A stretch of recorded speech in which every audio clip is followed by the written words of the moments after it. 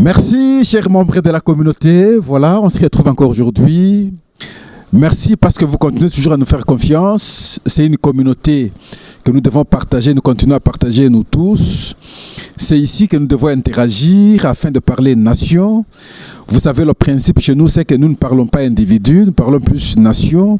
En tout cas, merci. Lorsque tous nous avons ce souci de voir ce pays, en tout cas, connaître la paix, afin de favoriser le développement, c'est une bonne chose. Nous avons dit hier qu'il est difficile, par la guerre, avoir alors une économie assise. Nous avions dit qu'il y a deux conséquences lorsqu'on fait la guerre. On tue, on détruit. On tue qui? On tue les humains et nos propres citoyens. On détruit quoi? On détruit notre économie. Et de ce point de vue, on complique la vie de la nation inutilement pour des intérêts égoïstes. Et nous avons dit, ce sont de mauvaises pratiques, encore que notre constitution a dit, à partir de 2006, à partir du pacte que nous avons eu à Sun City, on ne peut plus penser avoir le pouvoir par la force. Alors ce qui se passe aujourd'hui, je crois que mérite être condamné fermement et nous le faisons pratiquement à travers chaque numéro, ensemble avec vous bien entendu. En tout cas, merci. Aujourd'hui, on se retrouve. Il y a des questions très importantes.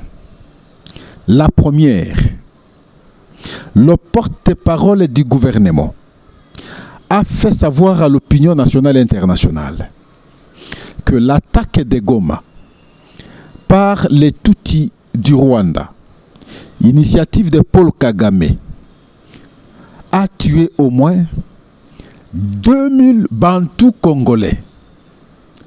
Et donc on a tué beaucoup de Congolais. Donc plus de 2000 Bantous congolais. Pour nous, il s'agit là aussi du génocide.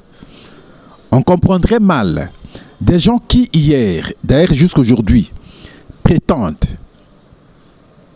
s'opposer ou avoir subi le génocide au Rwanda, les mêmes, en tout cas, s'exercent dans les tueries. Est-ce que ça ne peut pas nous dire quelque chose? C'est une question qui nous intéresse, nous allons valablement l'analyser.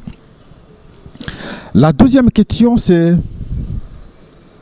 le cessez-le-feu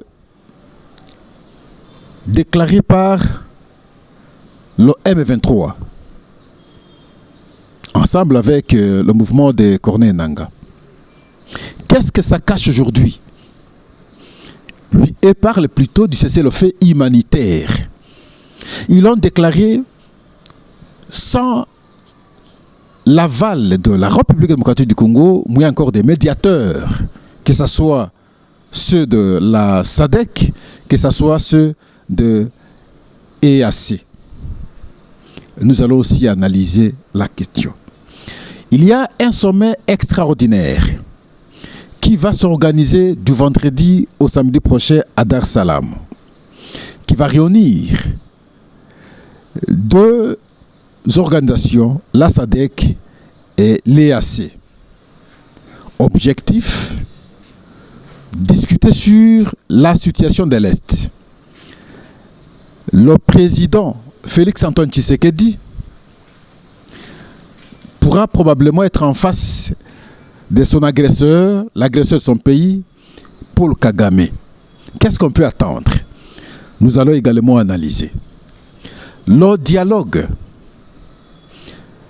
Les prélats catholiques, comme nous vous avons dit hier, sont allés échanger avec le président de la République, Félix-Antoine Tshisekedi. Alors regardez aujourd'hui le comportement des acteurs politiques depuis qu'on a annoncé qu'il y aurait probablement dialogue.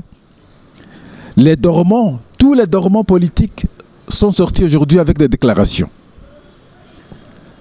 Alors nous allons observer ce qui va se passer, mais je pense que l'important, comme ils l'ont dit aussi, est de tout faire pour qu'on ait la même compréhension sur cette question d'agression. Parce que beaucoup pensent que l'agression, c'est contre le président de la République, alors qu'il s'agit d'une question qui concerne la nation. Voilà, c'est autour de ça que nous allons alors analyser, point par point, vous permettre de comprendre comment fonctionne à ce jour notre pays. Et nous le disons, le pays va mal. Nous avons tous cette responsabilité de bien nous battre pour que les choses changent normalement au pays. La première question, c'est en rapport avec les morts, les tueries, les massacres, substantiellement le génocide que vient de connaître le Congo dans sa partie est, précisément dans la ville de Goma, lors de l'entrée de M23 des Tutsis rwandais. Le bilan a évolué. L'ONU, au début, nous a parlé de 700. Et aujourd'hui, nous sommes dans les 2000. C'est grave, tel qu'annoncé par le porte-parole du gouvernement, Patrick Mouyaya. 2000 morts. Alors, à notre niveau, nous nous disons ceci. 2000 morts des Congolais bantous tués par les Tutsis rwandais. Et pour nous, ça s'appelle génocide. Ça, c'est du moins pour ceux qui sont identifiés, les morts qui sont identifiés. Mais d'autres personnes ont été enterrées en vrac dans des fosses communes. Difficile à ce stade de les identifier. Et donc, vous comprenez que nous allons au-delà des 2000. Nous nous posons la question, comme nous l'avons posé au début de notre émission. Comment comprendre que le Rwanda, qui en fait bénéficie de la sympathie du monde entier, du fait qu'il ait connu le génocide en 1994. Mais comment comprendre que les mêmes qui ont connu le génocide commettent des actes de génocide aujourd'hui sur notre territoire, la République démocratique du Congo? La réponse est simple. On comprend que c'est les mêmes qui ont commis le génocide au Rwanda, qui gèrent le Rwanda aujourd'hui, et parce qu'ils sont habitués avec de telles pratiques, ils viennent les faire aussi sur le sol de notre pays, ici, la République démocratique du Congo. Très facile. Confère maintenant à toutes les publications de Charles Onana. Merci, chers confrères. Merci parce que vous avez aidé le monde à pouvoir comprendre. Merci, malgré le procès qu'on vous a traîné en France, à ce jour, tout le monde a compris que vous avez totalement raison et vous savez identifier l'élément dangereux, c'est lui qui a commis le génocide au Rwanda, et ça se prouve aujourd'hui sur le sol congolais. Plus de 2000 personnes tuées gratuitement comme ça. Mais le constat malheureux, c'est que jusqu'ici, difficile, même lorsqu'on parle de condamnation au niveau international, on ne fait pas allusion à ces morts. On ne fait pas allusion à ces massacres. On ne dénonce pas ces massacres. Les condamnations, sinon des peines, bon, on ne sait plus croire à ça, mais ne fût-ce que parler du carnage que le Congo a connu par le Rwanda, par les Tutsis, c'est très important. Et donc, nous les disons, à ce jour, plus de 2000 Congolais bantous ont été, en tout cas, massacrés par les Tutsis rwandais. Et donc, cela s'appelle génocide. Pourquoi? Parce qu'ils ont bien ciblé, en tout cas, une communauté, la communauté bantou, dans cette partie est de notre pays. Le M23 et l'AFC de Corneille Nangaa, les deux composés majoritairement des Rwandais, même s'il y a quelques Congolais bien sûr, déclarent le cessez-le-feu de façon unilatérale. Ça n'a pas été discuté. Alors, si vous allez respecter le cessez-le-feu, ça veut dire en d'autres termes, vous allez vous retirer jusqu'aux frontières vers Kanyabayonga. Parce que c'est à partir de là que vous avez commencé à violer le cessez-le-feu. Alors nous nous posons la question, pourquoi le déclarer maintenant? Ils parlent du cessez-le-feu humanitaire. Est-ce que ce n'est pas parce qu'ils ont eu peur lorsqu'ils apprennent aujourd'hui le nombre des morts? C'est fort possible. C'est à nous les Congolais de savoir saisir les juridictions judiciaires, tant nationales qu'internationales, pour déposer des plaintes.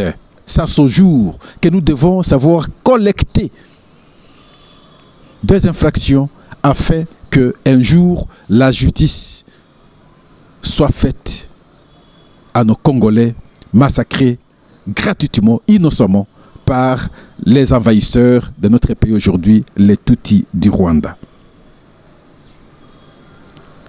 Est-ce que ce n'est pas un piège diplomatique?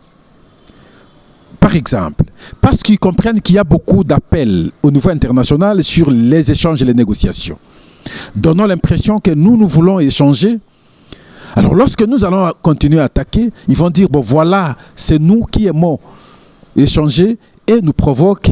Nous pouvons maintenant contre-attaquer et les affrontements recommencer. Est-ce que ce n'est pas un piège démocratique cette fois-là? C'est fort possible. Nous devons bien regarder cette question avec intelligence.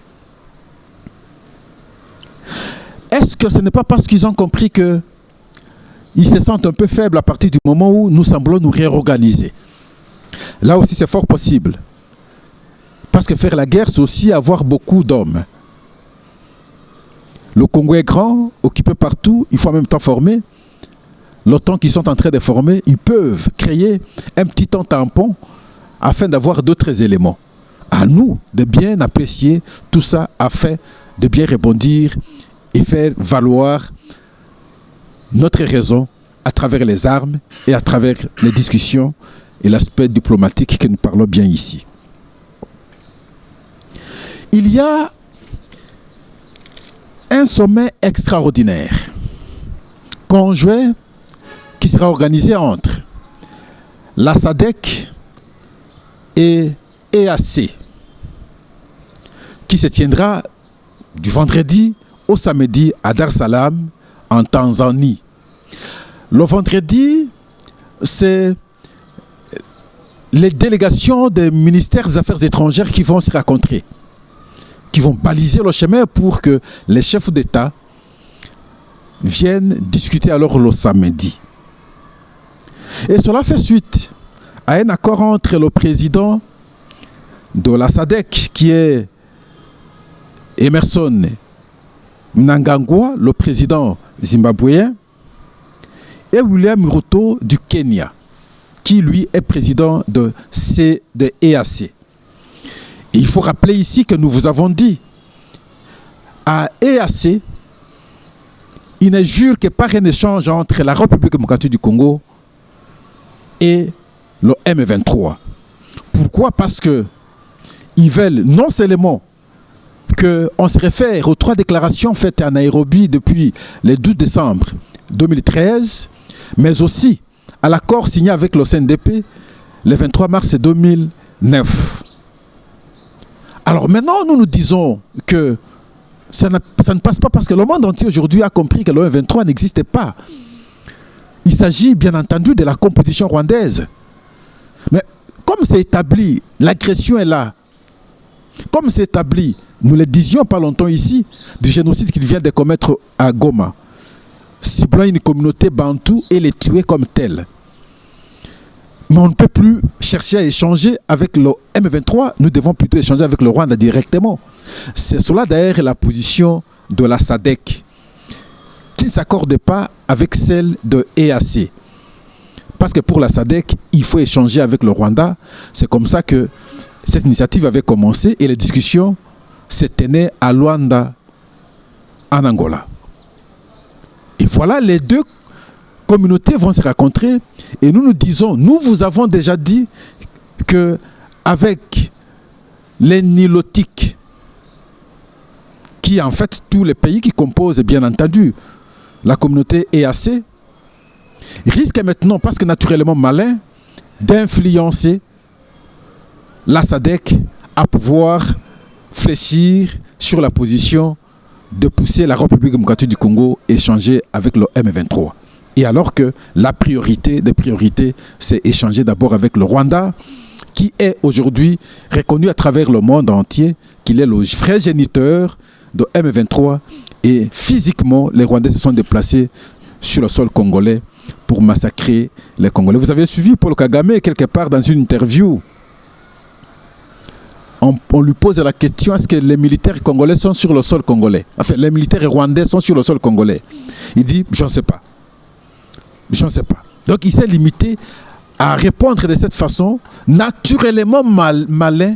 Il croit continuer à dribbler le monde entier simplement parce qu'il est appuyé par certains pays occidentaux au nom des accords économiques, accords des minéraux qu'ils ont signés dernièrement. Mais dans ce sommet, nous nous disons c'est un peu dangereux. C'est vrai que le président Tshisekedi pourrait être là avec son agresseur Paul Kagame. Mais il y a d'autres présidents. Vous prenez Cyril Ramaphosa de la SADC.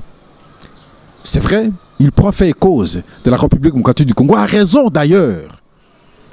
Vous prenez Kaguta Museveni, ougandais. Il n'est pas avec nous, c'est dans le cadre maintenant de EAC. Lui sera là aussi. Hassan de Somalie, il sera là, c'est toujours dans le cadre de EAC. Celui de Tanzanie, je ne connais pas sa position clairement, mais visiblement il n'est pas totalement avec nous. Emerson Mnangagwa de Zimbabwe. Bon, un peu partagé, même si on peut considérer qu'il est avec nous. William Ruto de Kenya, il n'est pas avec nous, c'est dans le cadre de EAC. Vous comprenez que sur les 6 présidents jusqu'ici identifiés comme seront présents, nous n'avons à peine que 2. Donc, sur le plan du partage, sur le plan du débat démocratique, nous partons perdants. Alors, je me pose la question, qui a sélectionné ce pays? On m'a dit, c'est William Ruto de Kenya qui a fait ça. Et pourtant, nous savons que là, c'est EAC. Il faut savoir offrir l'œil et les bons pour que lorsque, par exemple, il faut passer par le vote, que nous puissions être gagnants. Mais dans la composition telle que présentée, nous risquons d'être les vrais perdants et nous pousser en fin de compte d'échanger avec le Rwanda. Attention, enfin, avec le M23. Attention. Il y a le G7, forum regroupant les 7 économies mondiales les plus avancées, a appelé le G7 alors à mettre fin au conflit entre Kinshasa et Kigali à travers le recours à une solution négociée dans le cadre du processus de Luanda. Là, au moins, le G7 parle du processus de Luanda. Comme c'est pour Luanda, nous disons d'accord parce qu'à Luanda, c'est les échanges entre 2 États, ça veut dire la République démocratique du Congo et son agresseur qui est le Rwanda. Et on exhorte le M23, pas on impose, on exhorte, on demande sa volonté. On exhorte le Rwanda de se retirer de toutes les zones contrôlées. C'est cela le langage ambigu de ces gens qui s'imposent sur le monde. Comment exhorter un pays qui a commis de telles infractions en termes de viol, enfin, qu'est-ce que je dis? Que ce soit viol, que ce soit des violations des droits internationaux. Comment vous pouvez l'exhorter? Il mérite une obligation de votre part, une imposition de votre part. Vous êtes en train de construire un comportement à ce jour qui, les plus forts vont marcher sur les plus faibles. J'ai vu les images circuler où le président Kagame, ensemble avec le premier ministre israélien, Netanyahou. Netanyahou se déplace, il va aux États-Unis échanger avec Trump.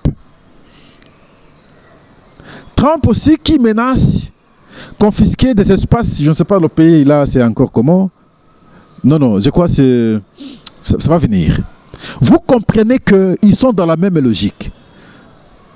Ils pourraient intégrer seulement Poutine, même si l'Occident n'est pas d'accord avec Poutine.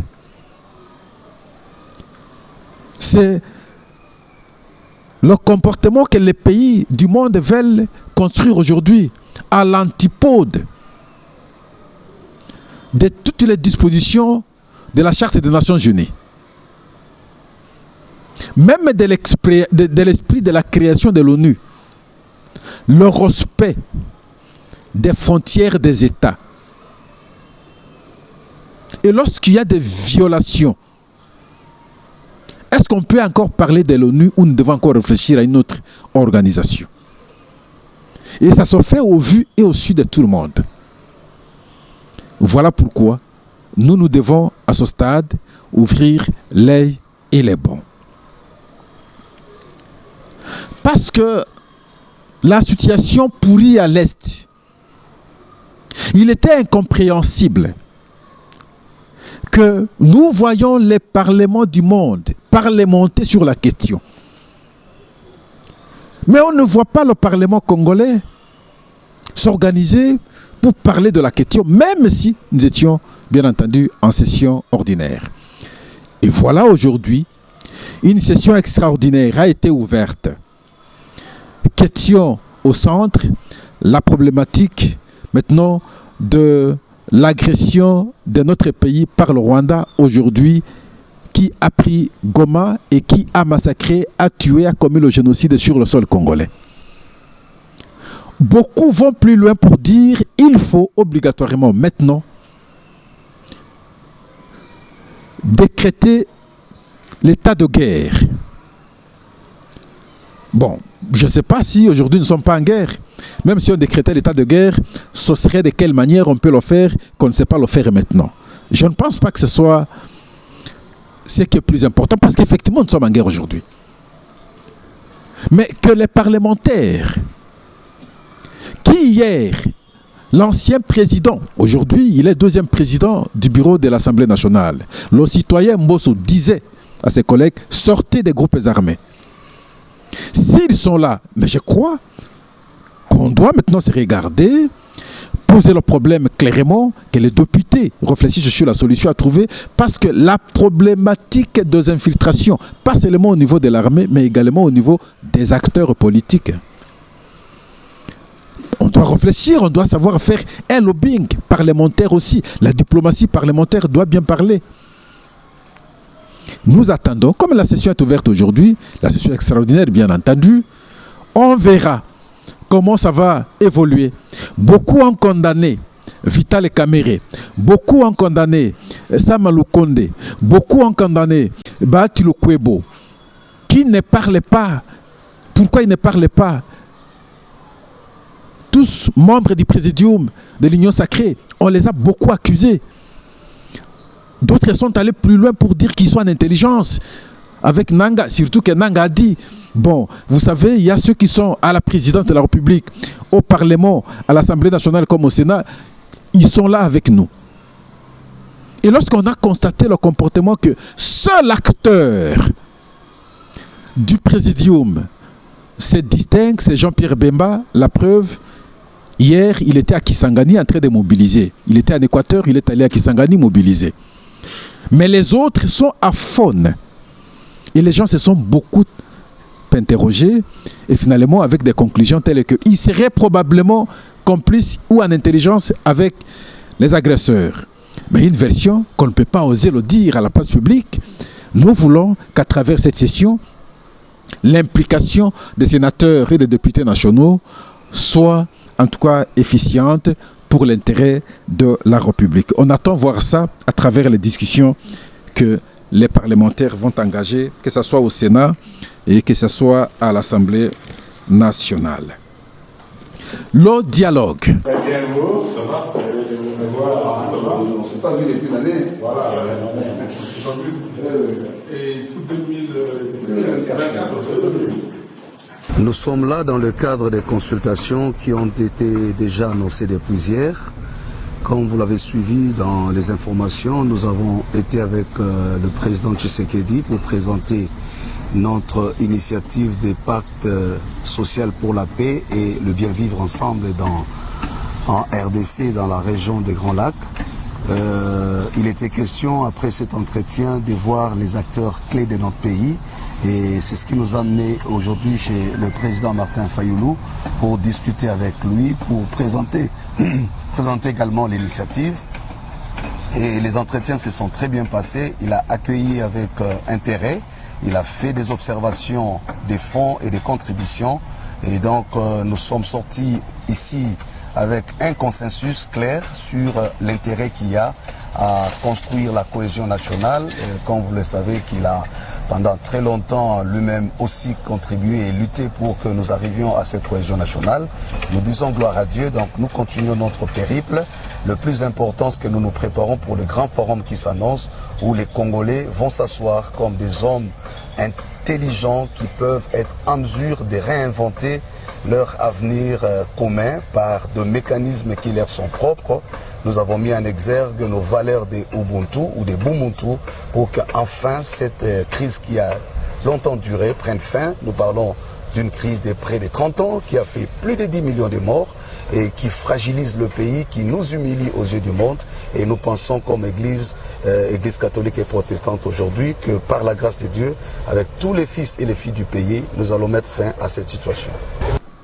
Nous vous avons parlé la fois passée. Nous nous avons dit à son temps, c'était l'initiative de Martin Fayulu. Cette initiative, à son temps, nous l'avons appréciée, nous l'avons appuyée. Mais malheureusement, ça n'a pas été écouté. Peut-être il fallait apprécier le temps, mais toujours pas bon. En tout cas, de réfléchir à la traîne. Toujours bon d'anticiper les événements. Si au moins déjà au début, lorsqu'on appelait au dialogue et qu'on avait compris qu'il fallait directement aller au dialogue, ça allait être très bien. Mais voilà, il a fallu passer beaucoup de temps. Et par la suite réfléchir, comprendre que c'est important maintenant d'organiser le dialogue. Peu importe.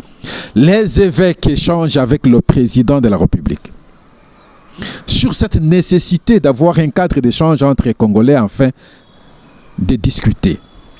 Discuter prioritairement. Permettre que chaque acteur, chaque Congolais ait la même lecture de cette agression. Parce que certains pensent qu'il s'agit d'un problème particulier de Tshisekedi avec son régime. Alors que c'est un problème congolais parce que ces agressions n'ont pas commencé aujourd'hui. C'est un problème qui concerne l'État congolais tout entier. Et question de voir maintenant la réaction du monde, nous ne pouvons pas croire que c'est Tshisekedi qui est visé. Parce que d'ailleurs, il est dans son deuxième mandat, il peut partir demain, l'autre viendra. Mais le problème, c'est Congo. Et ce n'est pas aujourd'hui que Goma a été pris. Vous allez vous en souvenir autant de fois. Même en 2012, Goma a été pris. Pourquoi ils l'ont fait? Est-ce qu'à son temps, c'était Tshisekedi? Non, ça n'a rien à voir avec Tshisekedi. Le problème, tout le monde, nous savons le dire, que le Rwanda veut les minéraux. Le Rwanda a signé l'accord avec l'Union européenne sur les minéraux du Congo. Mais cela n'a rien à voir avec Tshisekedi cette fois-là. Que le Rwanda veut gagner des espaces sur le sol congolais. Mais Tshisekedi n'a rien à voir avec les envies, les velléités rwandaises sur le Congo. Nous savons le dire qu'il y a eu des mauvais accords signés à son temps, depuis le 23 mars 2009. Tshisekedi n'était pas au pouvoir, ça n'a rien à voir avec Tshisekedi. Lorsqu'on signait ces accords, quand vous prenez le contenu des accords, tous nous savons le dire qu'en tout cas c'était très mal fait, c'était une façon de vendre le pays, mais ce n'était pas Tshisekedi qui avait signé ces accords. Et ils se sont cramponnés dans ces accords-là, et c'est comme ça qu'on a mis l'accord de coup au pays. Mais au lieu qu'on comprenne les choses de cette façon tous, pour que nous puissions unir nos efforts, mais jusqu'ici, certains pensent que c'est un problème de Tshisekedi et son régime. Voilà pourquoi il faut un cadre d'explication, d'échange des idées, afin que nous puissions comprendre que c'est un problème qui concerne effectivement notre pays. Et on a souhaité qu'on ait un dialogue. Nous ne pouvons pas nous opposer à cela de mon point de vue. S'il faut discuter, on doit discuter. Mais le constat malheureux, c'est quoi?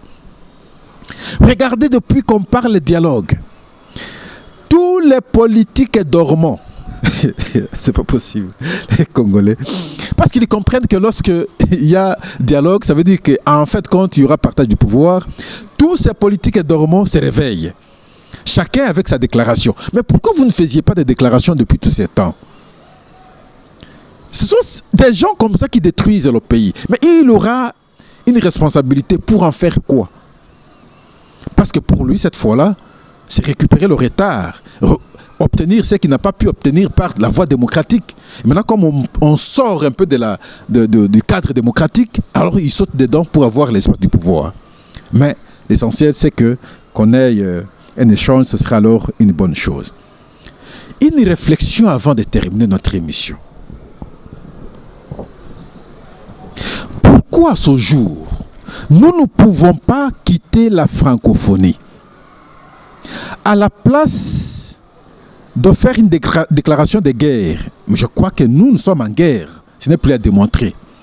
Pourquoi ne pas faire une déclaration de notre sortie de l'Union, enfin, notre sortie de la francophonie, par exemple? Parce qu'on constate que, malgré que nous soyons un pays important dans cette organisation, les pays francophones ne savent pas trancher la question et nous appuyer normalement. Entre autres ici, la France, qui ses positions sont toujours ambiguës. Qu'est-ce que nous gagnons en toute réalité de cette francophonie? Qu'est-ce que nous gagnons en parlant français comme je le fais là? Nous gagnons quoi? Pourquoi ne pas aller par exemple chez les Anglais? Ça veut dire en d'autres termes, avoir comme langue nationale finalement l'anglais que le français. Parce que nous ne savons pas avoir l'appui des Français jusqu'ici. Et pourtant, nous valorisons les Français. Nous valorisons la langue française. Nous valorisons la culture française. Mais en contrepartie, eux ne comprennent pas que nous valorisons leur pays, la France. Mais à partir du moment où ils ne savent pas nous appuyer, je crois que nous pouvons faire une déclaration de retrait de la francophonie. Une déclaration claire d'avoir comme autre langue officielle l'anglais. Je crois que ça peut changer beaucoup de choses. C'est dans le cadre de la langue anglaise que je vois que beaucoup de choses évoluent aussi un peu autrement. Et ils s'acceptent, ils se comprennent, ils s'entraident en même temps. Mais dans le cadre français, en tout cas, il n'y a pas d'harmonie, il n'y a pas d'entraide. Trop de loups entre eux. C'est la mauvaise politique française d'ailleurs.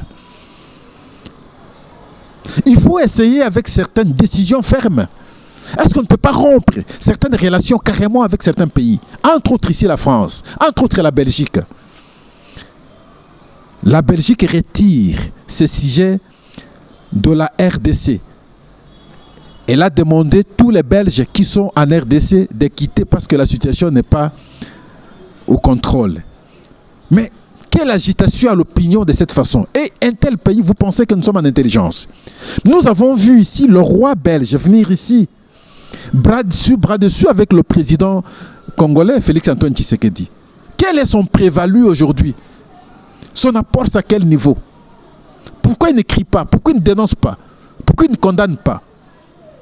Pourquoi il n'y a pas de telles initiatives de la part de la Belgique?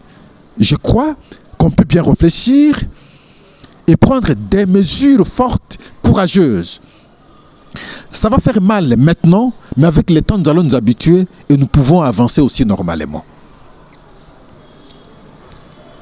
En tout cas, merci. Vous avez compris que nous avons pu insister sur plus de 2000 Congolais bantous massacrés par les Tutsis rwandais. Cela s'appelle génocide. Il n'y a pas un autre mot. On a ciblé une communauté. On a bien voulu effacer une communauté. Qui est responsable? Les responsables des AFC sont les premiers responsables. Les responsables de M23 sont les premiers responsables. Kagame est le premier responsable. Ils doivent répondre de leurs actes. Le monde entier doit parler. La Cour pénale internationale, c'est vrai, le Rwanda n'a pas ratifié le traité de Rome. Mais nous avons ratifié le traité de Rome. Les crimes sont commis sur le sol congolais. Et c'est très visible. Je pense, de la même manière que nous avions vu condamner les responsables israéliens sur leurs actes sur Gaza, même alors que l'Israël n'a pas ratifié ces traités, autant que vous devez savoir condamner le Rwanda qui n'a pas ratifié, mais qui a commis des crimes sur le sol d'un pays qui a ratifié le traité de Rome. En tout cas, merci. Nous nous arrêtons ici. Nous vous remercions tout en vous suggérant, tout en vous priant de partager très sérieusement l'émission. Qu'elle aille au-delà de notre entendement pour que chacun de nous puisse comprendre la pertinence des questions sélectionnées qui vont pour l'intérêt de notre nation. En tout cas, merci. Au revoir.